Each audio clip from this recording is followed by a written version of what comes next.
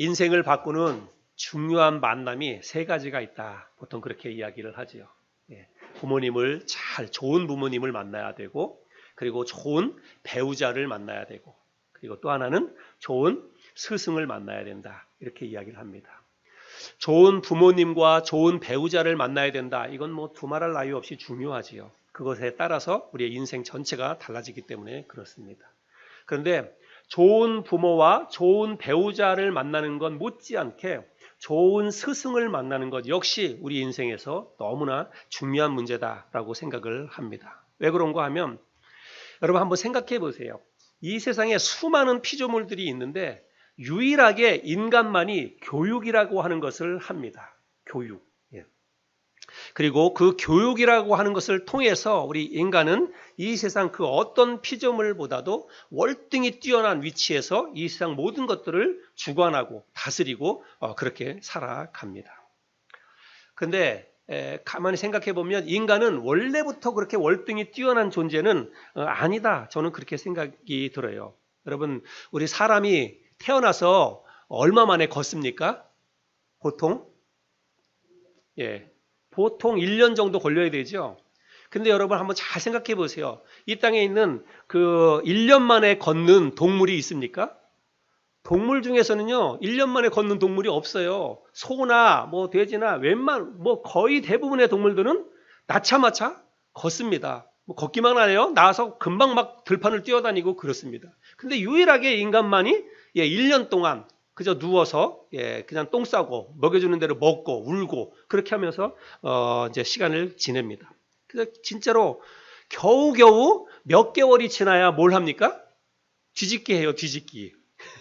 근데 그 몇 개월 만에 뒤집었다고 집안이 난리가 나지 않습니까? 뭐 그냥 여보 우리 애가 뒤집었어. 엄마 우리 애가 오늘 뒤집었어. 그러면서 애 한번 뒤집었다고 그거 잠깐 한 바퀴 뒤집었다고 난리를 칩니다. 그리고 1년 지나가지고 애가 이제 비쩍비쩍 대면서 한 걸음 뛰면 그러면 또 온 동네가 난리가 나죠. 우리 애 걸었다고. 여러분, 지나가던 개가 웃을 일 아닙니까? 소가 웃을 일 아니에요? 소나 개 입장에서 생각해 보면 자기네들은 낳자마자 걷고 뛰고 하는데 인간들이 1년 만에 걸었다고 저렇게 난리를 치니 그야말로 진짜 소가 웃을 일이죠. 혼자 걷지도 못하고 말도 못하고 그저 누워서 먹고 싸고 울기만 하던 그런 인간입니다. 그런데 그런 인간이 부모의 가르침과 돌봄과 이런 양육을 통해서 그리고 학교 들어가서 선생님들의 좋은 교육을 받으면서 이제 이 세상을 바꿔나가는 주도적인 그런 세력이 된다고 하는 거예요. 그러니까 여러분, 교육이라고 하는 게 얼마나 중요합니까? 5월 가정의 달을 맞이해서 우리가 행복한 가정의 레시피에 대해서 우리가 말씀을 나누고 있는데 오늘은 셋째 주일로 스승의 주일입니다. 우리가 스승의 주일, 스승하면 가정, 행복한 가정하고는 좀 동떨어진 것 같다 이런 생각을 할 수도 있어요.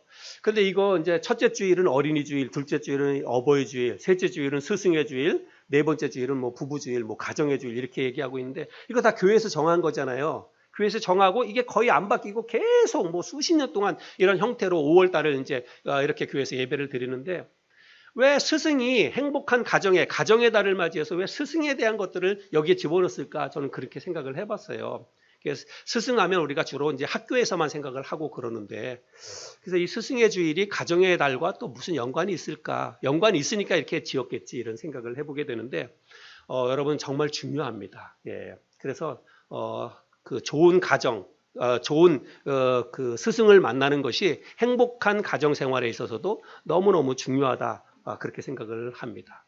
교회에서 주일학교를 가르치는 선생님이 있고 또 교회 영적인 리더자인 목사도 있고 가르치는 여러 선생님들도 있고 그런데 교회 교육도 너무너무 중요하다라고 하는 것들을 생각해 보게 됩니다.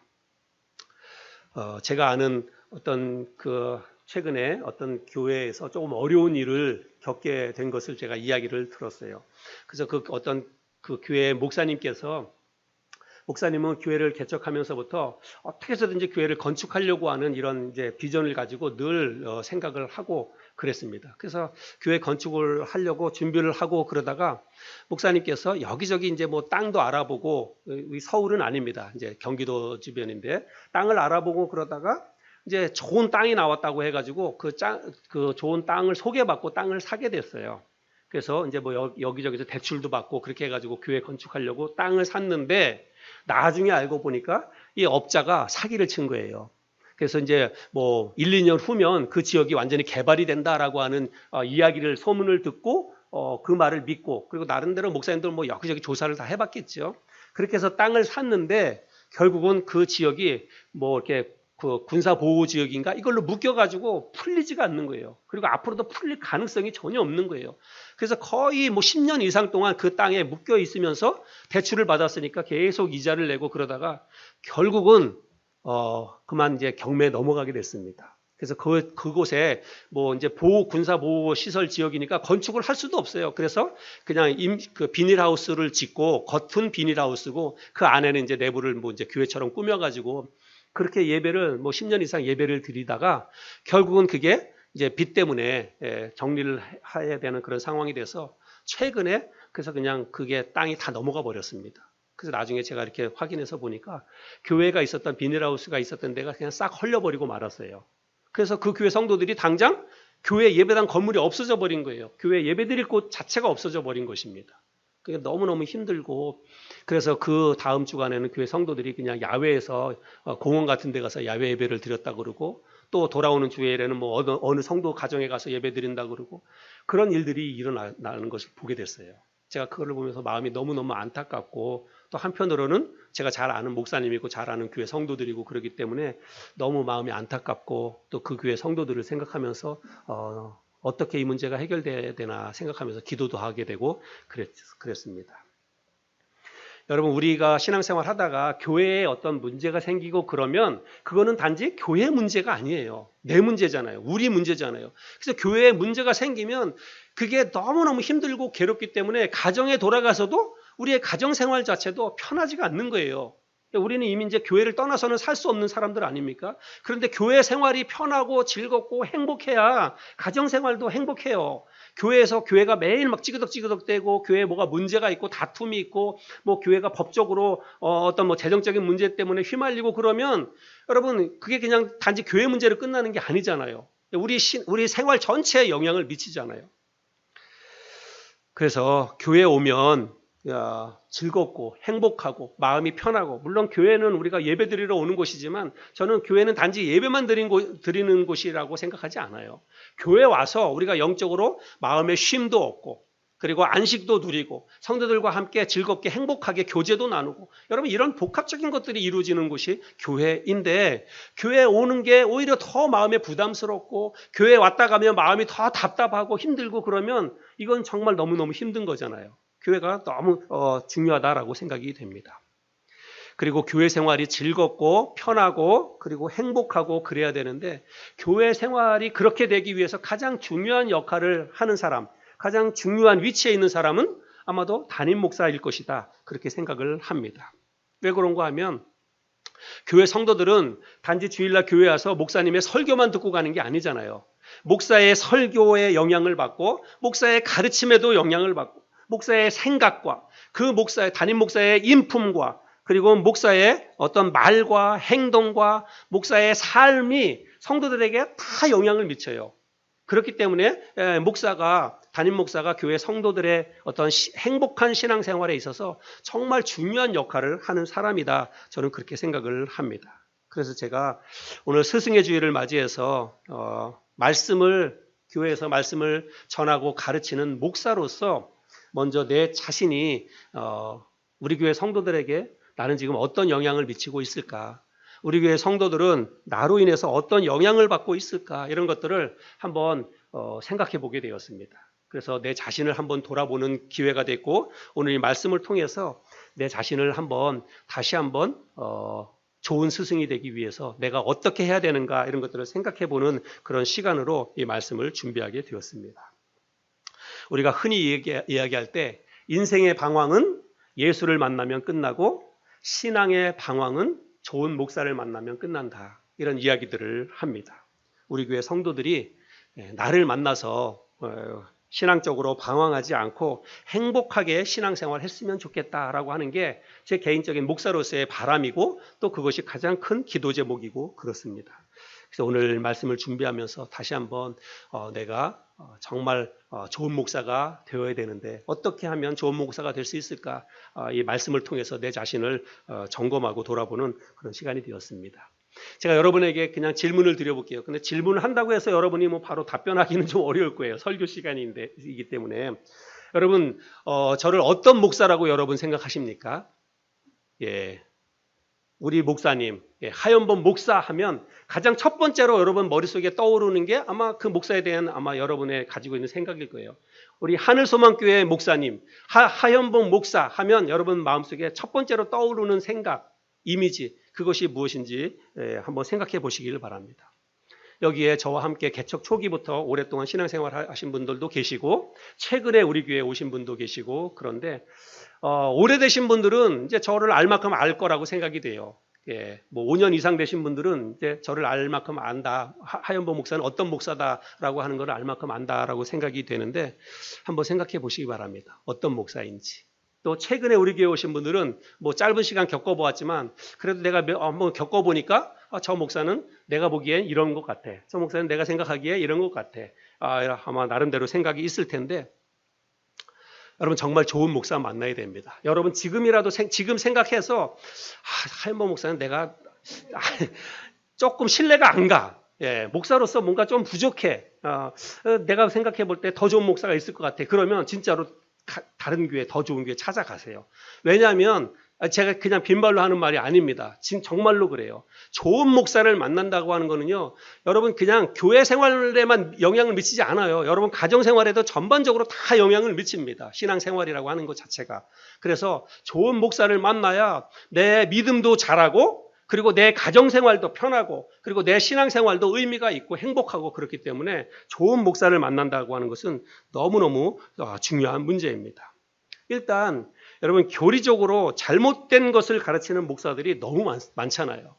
신천지와 같은 그런 사이비 이단 종교에 한번 빠지면은요, 이건 답도 없어요. 정말 답이 없습니다. 예, 경제적으로, 물질적으로 그것만이 문제가 아니라 여러분 가정이 파탄납니다. 부모와 자식 간의 관계도 깨어지고, 부부 간의 관계도 깨어지고, 정말 그야말로 사단이 나는 거예요. 잘못된 그 이단 그 목사를 잘못 만나면 그렇다는 것입니다. 또 우리 뭐 뉴스에도 많이 나오고 그랬지만 JMS, 정명석 그런 이단 교주 잘못 만나니까 20, 30대 젊은 그 아가씨들이 젊은 그 자매들이 여러분 자신의 아름다움과 청춘을 다 그 못된 목사한테 다 갖다 바치고 인생이 다 잘못되는 거 우리가 뉴스를 통해서도 보잖아요. 여러분 목사 잘못 만나면 그야말로 인생 끝나는 거예요. 정말 너무너무 심각한 문제입니다. 그래서 더 심각한 건 뭐냐면 그런 잘못된 목사의 잘못된 가르침을 정말 철석같이 믿고 가다가 나중에 천국도 못 가요. 예, 정말 이거보다 더 심각한 문제가 어디 있습니까? 정말 그래서 목사를 잘 만나야 된다는 것입니다. 교리적인 것뿐만이 아니라 오늘날 보면 도덕적으로나 인격적으로도 이상한 목사들이 참 많이 있다. 그렇게 생각이 됩니다. 저도 그 가운데 하나일지 모르니까 여러분 아이가 눈을 크게 뜨고 저를 잘 보세요. 잘 보시고 또 저하고 자꾸 이야기해 보면서 뭔가 이상한 게 있다 싶으면 한번 여러분 빨리빨리 판단하고 가세요. 좋은 교회를 찾아가시기 바랍니다. 사실 목사도 성도들과 똑같은 그런 사람이라 뭐 주님처럼 모든 면에 있어서 완벽할 수는 없습니다. 그러나 적어도 목사는 말과 행동과 삶에 있어서 우리 자기 교회 성도들과 그리고 그 교회 주변에 있는 외부 사람들에게 있어서 비난을 받거나 구설수에 오르면 안 된다. 저는 그렇게 생각을 합니다. 그렇죠? 예, 목사는 그래도 어떻게 보면 한 교회를 담임하는 영적인 지도자인데 성도들로부터 존경을 받아야 돼요. 근데 존경받지 못하고 매일 뒤에서 뭐라 이러쿵저러쿵 말거리가 된다면 그건 자격이 없는 목사다. 저는 그렇게 생각을 합니다. 사도 바울이 자기 자신의 제자이자 영적인 아들로 여겼던 디모데에게 목사는 이래야 한다라고 가르치는 내용이 있어요. 디모데전서 4장 12절입니다. 디모데전서 4장 12절에 보니까 누구든지 내 연소함을 업신여기지 못하게 하고 오직 말과 행실과 사랑과 믿음과 정절에 있어서 믿는 자의 본이 되라 이렇게 말하고 있습니다. 그 디모데는 아주 젊은 그 목회자였거든요. 그래서 이 젊은 목회자로 헌신한 디모데에게 사도 바울이 목사는 이래야 한다라고 하면서 가르쳐주고 있는데, 내 연소함을 나이가 적다고 해서 사람들이 너를 업신여기지 못하게 하라, 이렇게 이야기를 합니다. 그래서 나이가 적어도 사람들이, 아무래도 좀 사람들은 좀 나이가 자기보다 어리거나 뭐 경험이 없거나 그러면 조금 좀 낮춰서 보는 그런 경향이 있잖아요. 근데 그런 대접을 안 받기 위해서는 어떻게 해야 되냐면, 말과 행실과 사랑과 믿음과 정절에 있어서 사람들에게 본이 되라. 그러면 사람들이 너를 업신여기지 않을 것이다, 이렇게 이야기를 하고 있습니다. 그래서 목사는 말과 행실과 여러 가지 모든 면에 있어서 다른 사람들에게 본이 되는 그런 삶을 살아야 된다라고 이야기를 하고 있습니다. 왜냐하면 성도들이 목사의 설교에만 영향을 받는 게 아니라 목사의 말에도 영향을 받고, 목사가 살아가는 삶의 모습을 보고서도 성도들은 영향을 받기 때문에 그런 모든 면에 있어서 목사는 본이 돼야 한다는 것입니다. 그래서 저는 이 말씀을 보면서 한편으로는 두려운 마음도 들고, 내가 정말 이런 목사가 되어야 되는데 나는 지금 이런 목사가 되고 있는 것인가, 이런 생각들을 해보게 되었습니다. 그래서 오늘 우리 행복한 교회, 오늘은 이제 행복한 가정의 레시피가 아니라 행복한 교회는 어떤 교회인가, 또 행복한 교회가 되기 위해서는 우리가 뭘 어떻게 해야 되는가, 이런 주제를 가지고 제가 스승의 주일을 맞이해서 말씀을 나누려고 하는데, 행복한 교회의 레시피는 딴 게 뭐 특별한 게 있다고 생각하지 않습니다. 일단 그래도 교회를 책임지고 인도해가는 목사가 좋은 목사가 되어야 돼요. 목사가 좋은 목사가 되어야 되고, 또 그 교회를 이루고 있는 성도들이 좋은 성도가 되어야 돼요. 그래서 좋은 목사, 좋은 성도, 그게 행복한 교회의 레시피다, 저는 일단 그렇게 생각을 합니다. 근데 문제는 뭐냐면, 어떤 목사가 좋은 목사고 어떤 성도가 좋은 성도인가, 또 좋은 목사가 되기 위해서는 뭘 어떻게 해야 되는지, 좋은 성도가 되기 위해서는 뭘 어떻게 해야 되는지, 우리가 이제 그거를 알고 그거를 실천하는 게 중요하다라고 생각이 듭니다. 그래서 저는 제 자신을 돌아보면서 나도 정말 좋은 목사가 되고 싶은 마음이 있고 좋은 목사가 되어야 되는데, 어떤 목사가 좋은 목사일까를 생각하다가 제가 가장 첫 번째로 떠오른 인물이 바로 사도 바울이었어요. 사도 바울은 오늘날로 보자면 목사이고 선교사이고 그렇잖아요. 그런데 정말 사도 바울만큼 많은 교회를 개척하고 많은 일꾼을 길러낸 사람이 없어요. 일단 성경 안에서는 사도 바울이 가장 많은 교회를 개척하고 많은 일꾼들을 길러낸 사람이에요. 근데 그냥 단지 그런 사역만 잘한 게 아니라 모든 면에 있어서 사도 바울 스스로가 나를 본받으라, 교회들을 향해서 편지할 때마다 너희는 나를 본받는 자가 되라, 이렇게 얘기했는데, 여러분 이런 거는 진짜 아무나 할 수 있는 말이 아니잖아요. 사도 바울은 정말 그런 삶을 살았습니다. 그래서 저도 정말 사도 바울과 같은 그런 삶을 살았으면 좋겠다라고 하는 마음으로 사도 바울을 읽고 묵상하다가 오늘 이 골로새서 말씀을 함께 나누도록 그렇게 생각을 하게 되었습니다. 오늘 우리가 함께 나누는 이 골로새서 말씀은 골로새 지역에 세워져 있던 교회에 보낸 바울의 편지이지요. 골로새라고 하는 이 지역은 어디 있냐면, 한번 지도를 보여줘 볼까요? 예, 여러분 지도가 이렇게 보이시는지 모르겠는데 저기 골로새라고 표시가 되어 있죠. 오늘날로 보면 저기는 지역적으로 보면 터키 지방이에요. 터키. 예, 저쪽 오늘날 터키 지방에 신약 성경의 배경이 되는 에베소 교회라든지 많은 교회들이 저쪽 지역에 있었습니다. 그래서 이제 목사님들이나 성도들이 성지 순례를 갈 때 저 터키 지방에 많이 가는 이유가 그렇다는 것입니다. 그래서 저쪽 지역에 있었는데, 여기는 이제 에베소에서 동쪽으로 160km 떨어져 있던 곳입니다. 근데 이 골로새 교회는 사도 바울이 직접 개척한 그런 교회는 아닙니다. 바울이 로마의 감옥에 2년 동안 복음을 전하다가 갇혀 있었는데, 그 2년 동안 복음을 전하다가 갇혀 있는 동안에 사도 바울이 골로새 지방에 이렇게 편지를 보낸 게, 그게 바로 이게 그 골로새서 성경이고, 그래서 로마의 감옥에 갇혀서 쓴 편지라고 해서 이 골로새서를 옥중서신이다, 우리가 그렇게 이야기를 합니다. 그런데 사도 바울은 골로새라고 하는 이 지방에는 한 번도 가보지는 않았어요. 가려고 많이 노력도 하고 기도도 했지만 길이 열리지 않아서 어떤 사정과 형편이 닿지 않아서 골로새를 직접 가지는 않았습니다. 그럼에도 불구하고 이 골로새 교회는 사도 바울의 아주 막대한 영향을 받은 그런 교회입니다. 직접 세우지는 않았지만 사도 바울이 직접 세운 것과 별반 다를 바가 없어요. 왜냐하면 이 골로새 교회를 개척한 사람이 누구냐면 에바브라라고 하는 사람이거든요. 근데 이 에바브라라고 하는 사람이 바로 사도 바울의 복음 전도를 통해서 구원받고 또 사역자로 이렇게 양육이 된 그런 사람입니다. 사도 바울이 에베소에 있는 두란노 서원에서 2년 동안을 매일같이 말씀을 강론했던 적이 있습니다. 그래서 에베소하고 골로새 지역은 그렇게 많이 떨어져 있지 않아요. 그때 사도 바울이 에베소에 있는 두란노 서원에서 말씀을 가르치고 복음을 전할 때에 그때 바로 에바브라가 골로새 지방에 있던 에바브라가 그 에베소에 와서 바울의 전도를 통해서 구원받고 그리고 그곳에서 사역자로 훈련을 받았어요. 그리고 나가서 골로새 교회를 개척을 했습니다. 그러니까 사실은 사도 바울이 개척한 거나 별반 다를 바가 없다 이렇게 생각을 할 수 있습니다.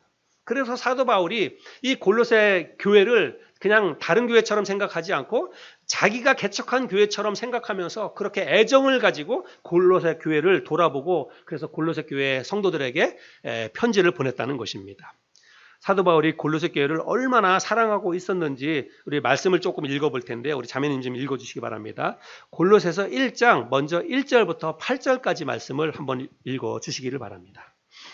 하나님의 뜻으로 말미암아 그리스도 예수의 사도된 바울과 형제 디모데는 골로새에 있는 성도들 곧 그리스도 안에서 신실한 형제들에게 편지하노니 우리 아버지 하나님으로부터 은혜와 평강이 너희에게 있을지어다. 우리가 너희를 위하여 기도할 때마다 하나님 곧 우리 주 예수 그리스도의 아버지께 감사하노라.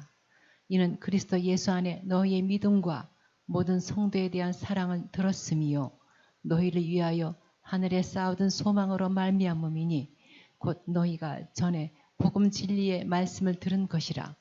이 복음이 이미 너희에게 이름에 너희가 듣고 참으로 하나님의 은혜를 깨달은 날부터 너희 중에서와 같이 또한 온 천하에서도 열매를 맺어 자라는도다. 이와 같이 우리와 함께 종된 사랑하는 에바브라에게 너희가 배웠나니 그는 너희를 위한 그리스도의 신실한 일꾼이요 성령 안에서 너희 사랑을 우리에게 알린 자니라. 네. 자, 금방 읽었던 말씀해 보면 그냥 이제 안부 편지를 보내면서 편지의 서론인데 내가 날마다 너희를 위해서 기도한다라고 이야기하고 있습니다. 사도 바울이 이 골로새에 있는 이 교회를 생각하면서 마음에 품고 이들을 위해서 날마다 간절한 마음으로 기도하고 있는 것을 볼 수 있습니다. 그 다음에 9절부터 12절인데 9절부터 12절까지는 제가 한번 읽어보겠습니다.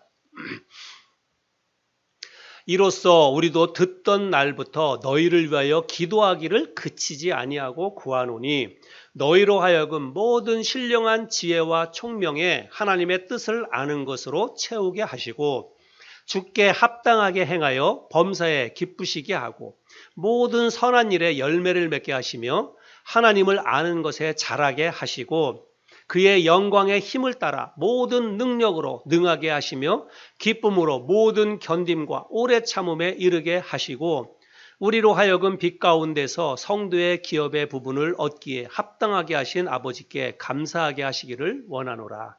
사도 바울이 고린도 교회 성도들을 위해서 하나님 앞에 간절히 기도하는데 아주 구체적으로 그들의 신앙의 성장을 위해서 아주 구체적으로 기도하고 있는 모습을 볼 수가 있습니다. 그래서 금방 읽었던 이런 말씀을 통해서 사도 바울이 골로새 교회를 얼마나 사랑하고 있는지 그들을 위해서 얼마나 간절히 기도하고 있는지를 우리가 말씀을 통해서 확인해 볼 수 있었습니다. 교회는 건물이 아니라고 제가 늘 이야기하지요. 이거는 그냥 건물 예배당입니다. 교회는 뭐가 교회냐? 예수 믿는 사람들의 모임이 교회예요. 예수 믿는 사람들 자체가 교회라고 하는 것입니다. 그래서 사도 바울은 골로새 교회를 위해서 간절히 기도하는 것은 골로새 교회 성도들 한 사람 한 사람의 이름을 불러가면서 그들을 위해서 간절히 기도했다라고 하는 것입니다.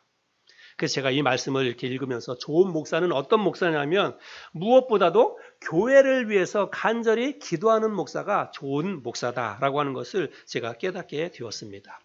성도 한 사람 한 사람을 마음에 품고 성도들의 아픔과 고난을 내 아픔과 고난으로 여기고 성도들을 위해서 간절한 마음으로 기도하는 목사가 좋은 목사구나. 나도 성도들을 위해서 그렇게 간절한 마음으로 기도해야 되겠다. 이런 생각들을 하게 됐습니다.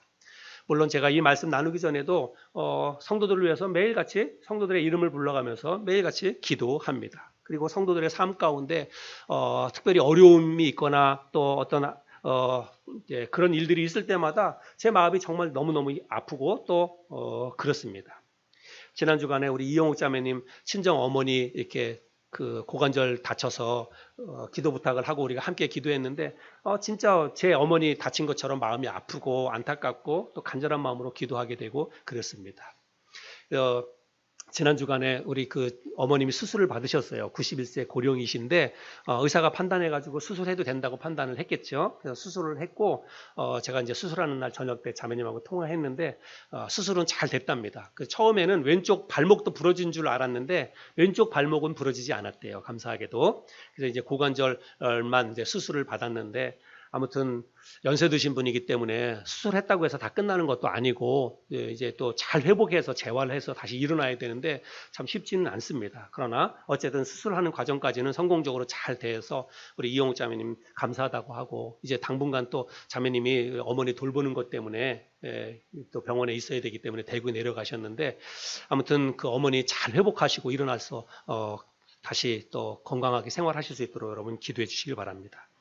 그리고 또 제가 지난 주간에 한 분 우리 자매님으로부터 기도 요청을 받았어요. 그래서 제가 그거를 또 읽고 마음속에 그 문제를 가지고 또 간절한 마음으로 제 아내와 함께 기도를 했습니다. 성도님들이 기도 부탁을 하거나 혹은 기도 부탁하지 않아도 성도님들의 삶 가운데 이런저런 어려움이 있는 것을 볼 때마다 제가 정말 간절한 마음으로 하나님 앞에 제가 직접 나서서 해결할 수 있는 문제가 아니기 때문에 하나님 앞에 간절한 마음으로 기도를 합니다. 요즘 다들 경제적으로 요즘 너무나 힘들고 어려운 우리가 때를 살고 있는데 특별히 우리 자영업 하시는 분들 또 개인 사업 하시는 분들 우리 교회 김태현 자매님도 계시고 우리 최지선 자매님도 계시고 우리 신기쁜 자매님도 계시고 여러분 계시는데 자영업 하시는 분들이나 개인 사업 하시는 분들이 금리가 올라가고 그래가지고 요즘 너무너무 힘들고 어려운 그런 때라고 생각이 됩니다. 그래서 제가 그런 거 생각하면서 정말 매일매일 성도들을 생각하면서 간절한 마음으로 기도하고 있습니다. 오늘 우리가 읽었던 말씀 24절 말씀에 보면 24절 말씀을 한번 볼까요? 네, 나는 이제 너희를 위하여 받는 괴로움을 기뻐하고 그리스도의 남은 고난을 그의 몸된 교회를 위하여 내 육체에 채우노라 이런 말씀이 있습니다. 그래서 사도 바울이 직접적으로 골로새 교회를 개척하거나 그런 것은 아닌데 나는 너희를 위하여 받는 괴로움을 기뻐한다 이렇게 이야기하고 있습니다. 그래서 우리가 생각할 때 골로새 교회를 직접 개척하지 않았는데 그들 때문에 사도 바울이 무슨 고난을 받을까 이렇게 생각할 수 있어요. 그런데 사도 바울이 고난을 받는 이유는 딴 게 없습니다. 지금 감옥에 갇혀 있는 것은 사도 바울이 복음 전하는 그 일 때문에 갇혀 있는 거예요. 근데 복음 전하는 게 골로새 교회에도 그 에바브라에게도 복음을 전했듯이 그것 때문에 고난을 받기 때문에 이제 사도 바울이 이런 표현을 썼다라고 하는 것입니다. 그리고 사도 바울이 이제 그리스도의 남은 고난을 내 육체에 채운다 이런 말도 하고 있는데 이 말씀이 성경이 조금 어려운 그런 구절이기도 합니다. 그리스도의 남은 고난이라고 하는 것은 그리스도가 십자가에 달려 받으신 고난이 부족하다 이런 뜻은 아니고 그리스도로 인해서 그리스도 때문에 받게 되는 고난을 이야기하고 있는 거예요. 그걸 이제 사도 바울이 자기 육체에 채운다. 그렇게 이야기하고 있는데 예수 그리스도의 복음을 전하는 일로 인해서 나도 육체적으로 지금 고난을 받고 있다. 지금 그렇게 여러분들이 이해하시면 되겠습니다. 그래서 바울은 지금 복음 전하는 일로 인해서 감옥에 갇혀 있지만 그것을 오히려 나는 기쁘게 여기고 있다. 바울이 그렇게 이야기를 하고 있는 것입니다. 뿐만 아니라 바울은 자신이 복음 전하는 그 일꾼이 된 것은 바로 너희를 위해서 하나님께서 나에게 그런 직분을 맡겨주셨다라고 이야기하고 있습니다. 골로새 교회 너희들을 위해서 하나님이 나에게 복음 전하는 일꾼으로 나를 불러주셨다. 그렇게 표현을 하고 있습니다. 25절 말씀인데요. 내가 교회의 일꾼 된 것은 하나님이 너희를 위하여 내게 주신 직분을 따라 하나님의 말씀을 이루려 함이니라. 네. 그래서 바울이 말하고 있는 것처럼 여러분 목사는 사실은 교회를 위해서 존재하는 사람입니다. 교회가 없다면 여러분 목사가 뭐하러 필요해 있습니까? 그렇죠? 교회 성도들이 없는데 교회 목사 혼자 있다면 그게 무슨 의미가 있겠습니까? 그래서 교회 목사는 교회를 위해서 또 성도들을 위해서 존재하는 사람이다라고 생각할 수 있습니다. 사도 바울이 하나님 앞에 부르심을 받아서 하나님의 일꾼, 교회 성도들을 돌아보고 세우는 교회의 일꾼으로 세움을 받았는데 사도 바울이 자신이 받은 이 역할에 대해서 어떻게 표현하고 있는지 25절부터 29절까지에 있는 말씀인데 25절부터 29절까지의 말씀을 이번에는 표준 세번역 성경으로 한번 읽어볼 텐데요. 우리 자매님도 한번 읽어주시기 바랍니다. 우리 인호 형제 더우면 저기 현관문이라도 조금 열어주세요. 진짜로 괜찮습니다. 예, 자매님 한번 읽어주시기 바랍니다. 나는 하나님께서 여러분을 위하여 하나님의 말씀을 남김없이 전파하라고 맡기신 사명을 따라 교회의 일꾼이 되었습니다. 이 비밀은 영원전부터 모든 세대에게 감추어져 있었는데 지금은 그의 성도들에게 드러났습니다. 하나님께서는 이방 사람 가운데 나타난 이 비밀의 영광이 얼마나 풍성한가를 성도들에게 알게 하려고 하셨습니다. 이 비밀은 여러분 가운데 계신 그리스도요 곧 영광의 소망입니다. 우리는 이 그리스도를 전파합니다. 우리는 모든 사람을 그리스도 안에서 온전한 사람으로 세우려고 모든 사람에게 권하며 지혜를 다하여 모든 사람을 가르칩니다. 나도 이 일을 위하여 내 속에서 능력으로 활동하시는 그에게 힘을 얻어서 수고하고 있고 애쓰고 있습니다. 네, 여기서 지금 사도 바울 우리라고 표현하고 있는데 이거는 바울과 그리고 디모데를 이야기하고 있습니다. 둘 다 오늘날로 보자면 목사라고 표현할 수가 있습니다. 그래서 이 목사의 역할은 뭐냐면 성도들에게 하나님의 말씀을 잘 가르쳐서 성도들이 그리스도 안에서 온전한 자로 세움을 입도록 돕는 일을 하는 게 바로 목사의 역할이다. 바울이 지금 그렇게 얘기하고 있습니다. 그래서 나는 그 일을 하기 위해서 내가 힘을 다해서 수고하고 있다. 성도들에게 말씀을 가르치고 그래서 성도들이 이 땅에서 온전한 삶을 살도록 내가 힘을 다해서 수고하고 있다. 바울이 그렇게 이야기하고 있습니다.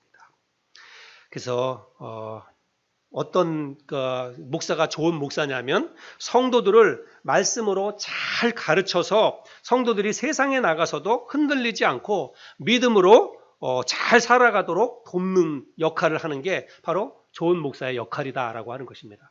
제가 좋은 목사에 대해서 아까 이야기했는데 첫 번째는 좋은 목사는 교회 성도들을 위해서 간절한 마음으로 기도하는 목사가 좋은 목사이고 그리고 두 번째는 성도들을 말씀으로 잘 가르쳐서 이 땅에서 성도들이 세상의 유혹을 잘 물리치고 온전한 그리스도인의 삶을 살아가도록 그렇게 잘 돕는 게 바로 좋은 목사다라고 할 수 있습니다. 이런 면에 있어서 나는 과연 정말 좋은 목사인가 라고 하는 것들을 제가 말씀을 읽고 묵상하면서 생각해 보게 되었습니다. 특별히 저는 29절 말씀, 이 말씀이 저에게 큰 울림이 되었습니다. 그리고 이 사실은 29절 말씀 때문에 제가 이 오늘 본문 말씀을 설교하게 되었는데요. 29절 말씀을 제가 한번 읽어보겠습니다. 이를 위하여 나도 내 속에서 능력으로 역사하시는 이의 역사를 따라 힘을 다하여 수고하노라. 특별히 마지막에 있는 힘을 다하여 수고하노라 라고 하는 이 말씀이 저에게 큰 도전이 됐어요. 그래서 나도 정말 교회 성도들을 말씀으로 잘 가르쳐서 성도들이 행복하게 신앙생활 하도록 정말 믿음으로 잘 살아가도록 내가 힘을 다해서 수고해야 되겠다. 그게 진짜 좋은 목사이니까 내가 그렇게 되어야지라고 하는 생각을 가지고 이 말씀을 준비하게 되었습니다. 부족한 저를 위해서 정말 힘을 다해서 우리 여러분들을 말씀으로 잘 인도하는 그런 목사가 될 수 있도록 저를 위해서 여러분 기도해 주시면 감사하겠습니다. 우리 교회가 정말 행복한 교회가 되기를 바라는데 우리 교회가 행복한 교회가 되려면 먼저는 목사인 제가 잘해야 되죠. 제가 좋은 목사가 되어야 된다고 생각합니다. 그러나 저만 잘한다고 또 되는 것도 아니라고 생각해요. 성도 여러분도 좋은 성도가 되어야 우리 교회는 행복한 교회가 되는 것입니다. 어떤 성도가 좋은 성도일까?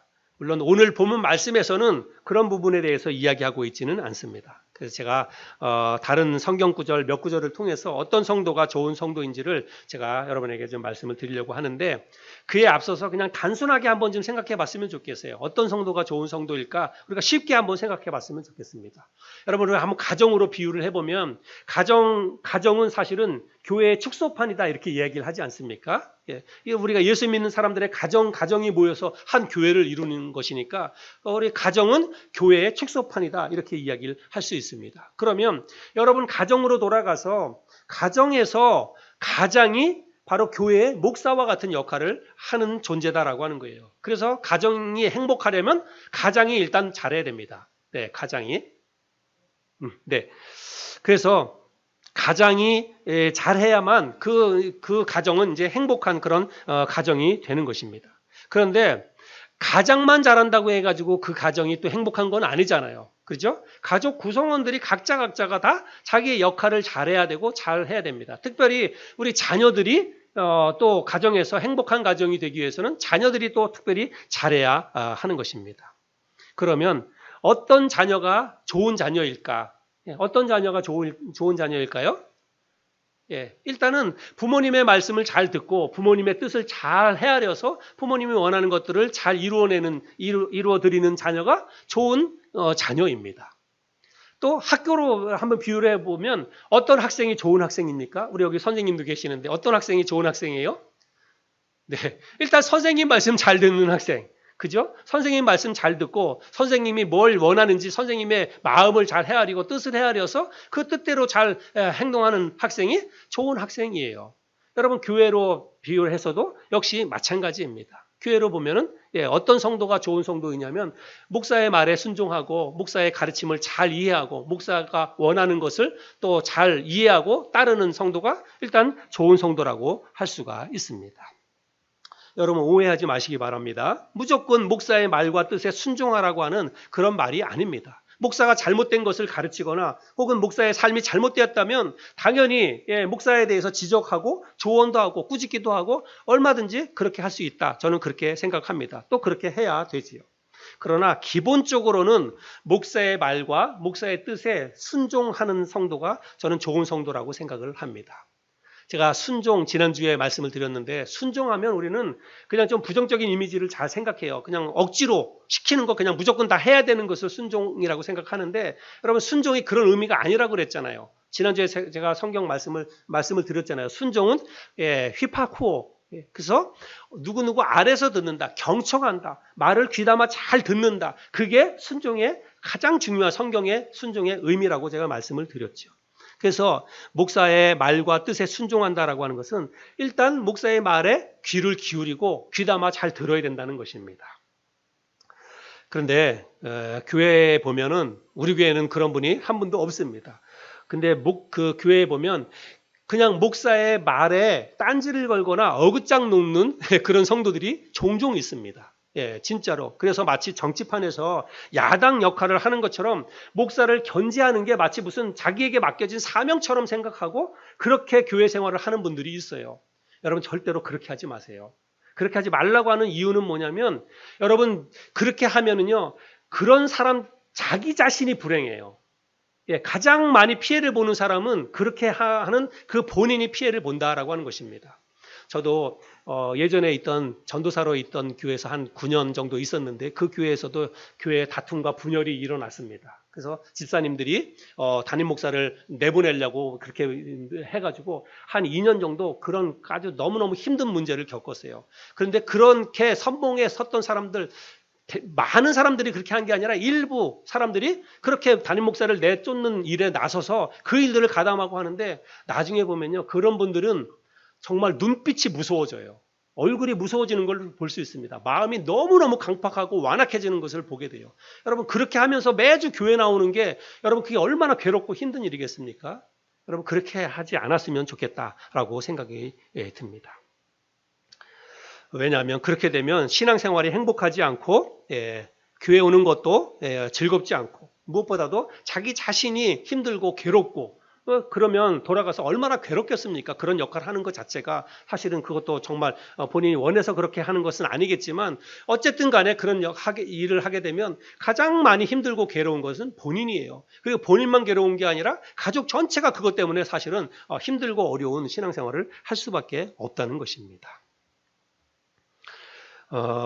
디모데전서 5장 17절 말씀을 한번 볼까요? 디모데전서 5장 17절에 보면 잘 다스리는 장로들은 배나 존경할 자로 알되 말씀과 가르침에 수고하는 이들에게는 더욱 그리할 것이니라. 표준 세번역 성경으로도 한번 읽어보겠습니다. 잘 다스리는 장로들은 2배로 존경을 받아야 합니다. 특히 말씀을 전파하는 일과 가르치는 일에 수고하는 장로들은 더욱 그렇게 하여야 합니다. 여기서 말하는 장로는 오늘날 장로교회의 장로를 이야기하는 게 아닙니다. 여기서 말하는 장로는 오늘날로 보자면 교회의 목사를 이야기하는 거예요. 말씀을 가르치고 말씀을 전하는 교회의 목사를 배나 더 존경할 자로 알고 존경을 하라, 이렇게 이야기를 하고 있습니다. 근데 사실은 목사인 제가 이 강단에서 목사를 존경하세요, 이렇게 이야기하는 게 이게 너무너무 사실은 저는 뭐 성격적으로도 이런 거 이야기하는 게 너무 사실은 불편합니다. 정말 불편해요. 그런데 여러분, 가정에서 자녀들에게 부모를 공경하라, 부모를 존경해라, 이렇게 말하는 게 당연한 거잖아요. 그렇죠?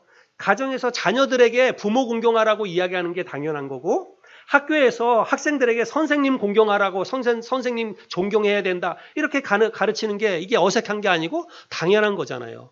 그런 의미로 볼 때 교회에서도 목사를 존경하라, 목사를 공경하라 라고 하는 것도 저는 어색하긴 하지만 마땅히 가르쳐야 될 그런 일이라고 생각이 듭니다. 그래서 여기 말씀해 보면 배나 더 존경할 자로 알고 더 존경하라. 예, 말씀을 가르치는 교회에 장로된 사람들을 배나 더 존경하라, 이렇게 말하고 있습니다.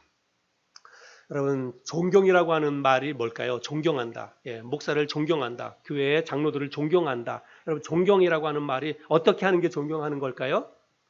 지난주에 제가 부모를 공경하라 이렇게 말했잖아요. 여기 부모를 공경하라라고 하는 말과 여기 나오는 지금 교회 목사를 존경하라라고 하는 이 말이 같은 단어예요. 같은 단어. 그래서 제가 지난주에 공경이라고 하는 말을 이야기하면서, 공경은 헬라어로 티마오라고 얘기했죠. 티마오. 예, 이 티마오는 어떻게 하는 게 공경하는 거냐면 값을 정하다. 예. 값을 매기다라고 하는 게 티마오의 원래 뜻입니다. 그래서 자기 부모를 공경하는 것은 내 부모를 내가 이 세상에서 그 어떤 사람들보다도 가장 소중한 존재로 내 마음속에 여기는 거예요. 내가 그 부모를 그 어떤 것으로도 값을 매길 수 없을 만큼 그런 비싼 값을 매기는 거예요. 내 스스로가. 그게 부모를 공경하는 거예요. 목사를 공경하는 것도 역시 그렇게 한다라고 하는 것입니다. 여러분이 저를 어떻게 대우하고 어떻게 여기느냐에 따라서 제가 가치 있는 목사가 될 수도 있고 그렇지 않은 목사가 될 수도 있고 그렇다는 사실입니다. 예. 그래서 어떤 성도가 좋은 성도이냐, 오늘 이 말씀을 통해서는 목사를 공경하는 성도가 좋은 성도다라고 하는 것을 알 수가 있지요. 그 다음에 갈라디아서 6장 6절 말씀도 비슷한 맥락인데, 갈라디아서 6장 6절에 보면 가르침을 받는 자는 말씀을 가르치는 자와 모든 좋은 것을 함께 알아, 이렇게 말하고 있습니다. 또 표준 세번역 성경으로도 보면 말씀을 배우는 사람은 가르치는 사람과 모든 좋은 것을 같이 나누어야 합니다. 그래서 교회에서는 말씀을 가르치는 사람이 목사이고, 물론 주일학교로 범위를 좁혀서 가면 주일학교 교사가 말씀을 가르치는 사람이고, 배우는 학생은 또 학생이고, 또 성도님들은 말씀을 배우는 사람이고 그렇지요. 그런데 교인 중에서는 조금 이상한 생각을 갖는 분이 있습니다. 교회 목사들은 좀 생활이 가난해야 된다, 가난하게 살아야 된다, 이렇게 생각하는 사람들이 있습니다. 그래서 목사가 살다가 조금 더 넓은 집으로 이사를 가거나 또 타던 차를 좀 바꿔서 조금 더 좋은 차를 바꾸거나, 만약에 그렇게 하면 그런 것을 아주 이상하게 생각을 하고 또 그런 거에 대해서 문제 제기를 하거나, 그런 성도들이 종종 있는 것을 보게 됩니다. 물론 교회 목사가 분수에 지나치게 교회 재정과 혹은 성도들의 생각이라든지 성도들의 사정을 고려하지 않고 그렇게 하는 것은 당연히 잘못된 것이지요.